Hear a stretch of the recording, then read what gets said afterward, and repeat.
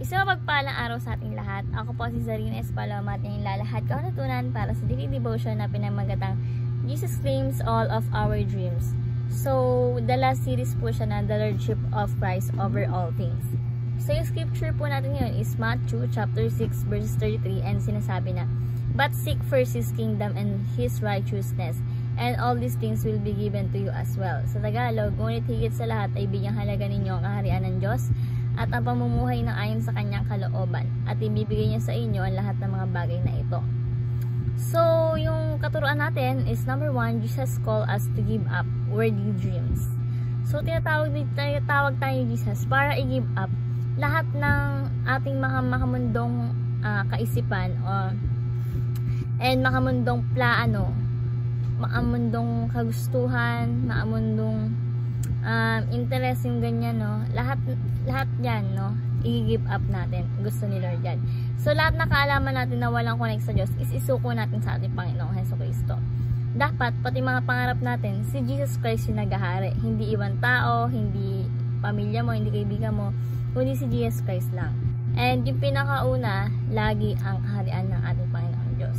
So, Jesus called us to give up worldly dreams. Next is, Jesus requires us to focus on His kingdom. So, ito ay may kinalaman sa pagpapalaganap ng paghahari ng Panginoon dito sa lupa. And ang focus ng ating mga mata is yung kaharian ni Jesus Christ. Kung nakita mo na naghahari yung Diyos sa'yo, sa sarili mo, pero sa pamilya mo, hindi mo pa nakikita, no? So, ang priority mo is may pangaral lahat ng paghahari ng ating Panginoong Jesucristo sa kanilang mga buhay, sa buhay ng pamilya mo, no? And kailangan natin unahin ang paghahari ng ating Panginoon. Hayaan natin ang Panginoon ang kaharian niya ang magpalaganap, no? Si Kristo ang maghari sa atin at sa ating pamilya. Pati na rin hindi lang sa pamilya, kundi pati na rin sa trabaho, sa kaibigan natin, sa lahat ng ginagawa natin. Hayaan natin si Jesus Christ ang maghari doon, no? Kaya ang pangarap natin, ang mission natin is maraming mga tao ang makakilala pa sa ating Panginoong Jesucristo. So, Jesus requires us to focus on His kingdom. Next is number 3. Jesus provides us everything we need.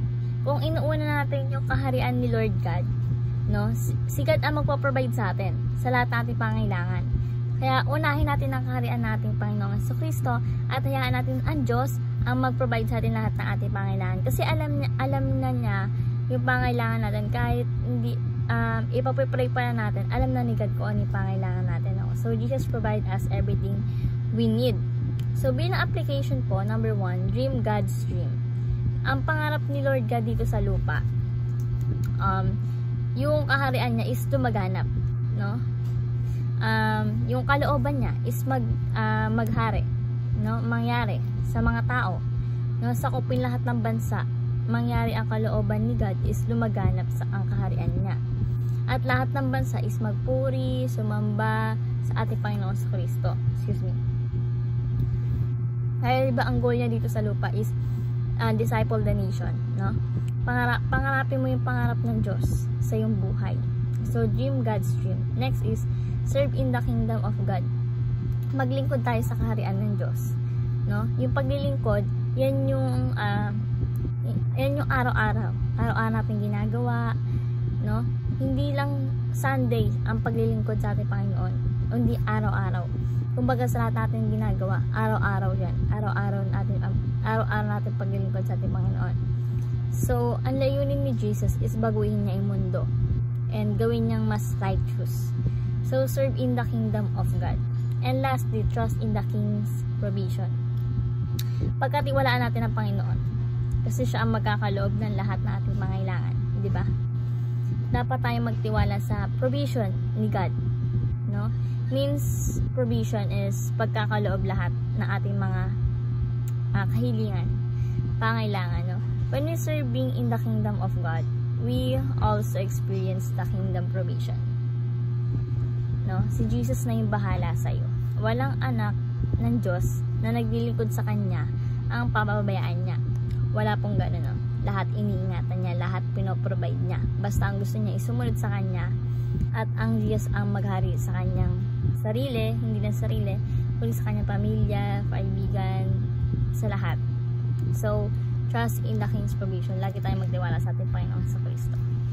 So, ayun na po yung aking tunan sa daily devotion. Naway matutunan kayo, ma-share sa iba, at syempre ma-apply sa ating buhay. So, thank you po sa pakikinig at God bless po sa ating lahat.